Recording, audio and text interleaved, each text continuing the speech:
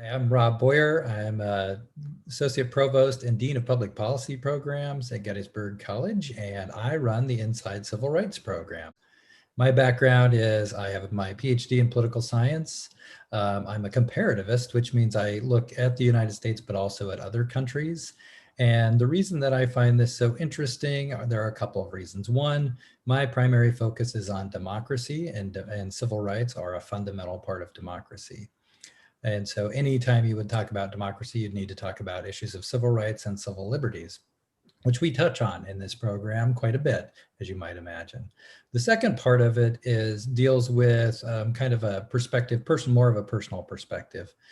I have seen when I was your age, we talked about Brown versus Board of Education, and it was almost as though those issues were all in the past. And as we've seen, particularly in the last several months, but really over that, really since the Brown versus Board of Education, this is an ongoing issue where both not only access to education that's equal, but also housing, opportunities, jobs, all of these things are all part of the civil rights and equality. It's a long struggle that's been going on for 450 years in the United States, and it will continue to go on. And if we don't know more about them, if we don't have conversations about them, then we won't make any forward momentum on that. My preference is not to sit there and just talk at people. My preference is for us to have a common reading and then discuss those readings.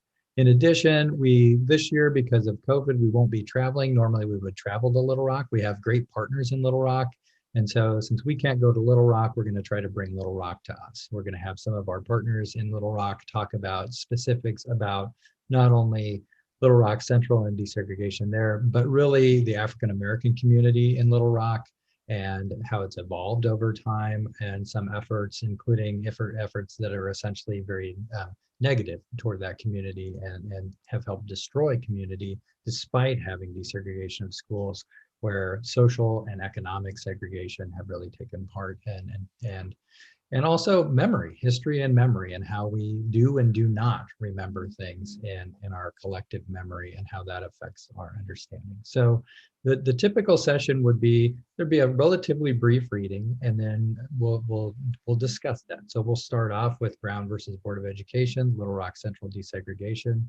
Then we'll move into other issues, like even things like the GI Bill redlining, that has contributed greatly to housing and school segregation.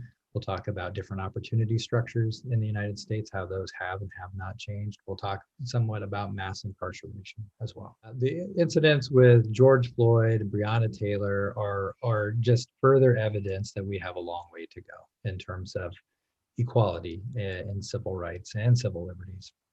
And we can't just isolate the impact of education. So education is fundamentally important.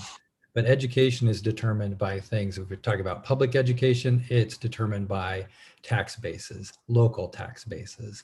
When we have done things in terms of our housing, in terms of how we fund housing, in terms of how we show real estate to people, when we have done that, when we constrain job opportunities, when we constrain housing opportunities, when we constrain things like public transportation, that has an impact on our communities. And so those events really kind of bring to a head how, whether it's policing and over policing, whether it's how we recruit into police departments, how we train police departments, how we segregate people based on housing. All of that has an impact that we see in our education system, and our education system then continues to influence those. But these are all intersecting with one another. And so that intersection is something that we really have to pay attention to. And the same thing goes for when we look at who is in our prisons in the United States. We have people, typically poorer people who have lower levels of education, people who are much more likely to be Black and brown than the population in general. This isn't a coincidence. It's something that we have systematically and structurally put in place. But because we put them in place through our policies and because of our attitudes, changing those attitudes and changing those policies is the only way really that we can change that outcome. Understandings and skills that I'd like to see students get out of it. What I'd like them to bring to it is curiosity. That's the number one thing, and an open mind about it.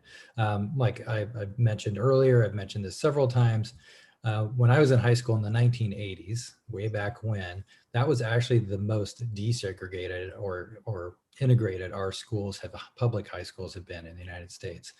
We weren't perfect by any stretch at that point in time, but we've backslid since then.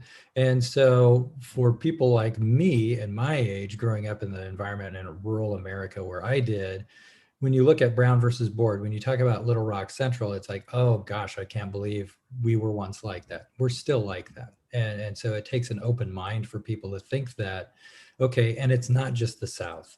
It's New York City, it's Harrisburg, it's Philadelphia, Baltimore, Los Angeles. It's places that are not necessarily deep South, southern states. They do this as well. And there are problems, particular problems there, but it's also everywhere. So I'd like students to come into it with an open mind, curiosity to know more.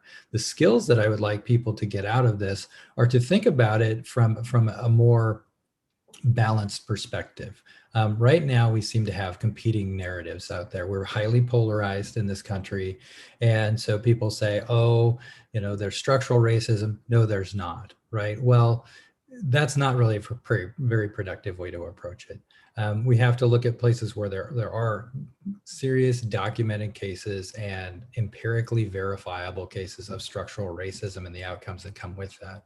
We also have to understand how we got there. If we deny how we got there, if we deny that there are people who are threatened by equality, if we do that, then we're not going to move very far. But to understand why people do that, and to also understand then what are the tools that we can bring to bear, what are issues that we can talk about in terms of being able to analyze something, rather than just, this is my experience, this is someone else's experience. How can we look at this as, this is an American experience, but also this could be a Pennsylvania experience, it could be a Gettysburg experience. These happen at all those different levels, and to be able to look at them and to understand that there are different factors that go into that, but there are also some similarities that run through those. And frankly, for me, being a comparativist too, comparison to other countries. We're not the only country that's dealt with these issues, but we are a country that, because of our long history with slavery, because of our founding, this has been something from the very beginning of the foundation of the United States. This has been an issue that we've struggled with. Even though there are lots of challenges involved with this, and it can seem kind of depressing, I've been at the college since 1998. Before I came to the college, I worked in a prison before I went to graduate school from 1990 to 1992. At no time in my lifetime have I ever seen the level of public interest and the passion and activism at the level that it's at right now. And so I think it's an excellent time to dive into these topics. I think it's a great time to have honest, frank conversations about these issues, because I think we're at an inflection point in our society. And this is a time where I think people can pick up those tools, understanding how to not berate people, but also to engage people. And because that fundamentally is going to cause long-term change. If we can engage people and get people to understand it, there is room to move forward. So I think, even though it might seem sometimes when you look at these, 450 years, we're still dealing with problems. 70 years ago, we dealt with Brown, almost 70 years ago, and yet we're still not integrated. It's not something, it's like Dr. King, to paraphrase Dr. King, the trajectory of history, a moral trajectory is a positive one, right? And I think that we are at a time right now where we can influence that, and people who are young, people who are in college right now can have an influence on that. They already have, and I think they can build on that. And hopefully we can take steps forward in doing that through this program.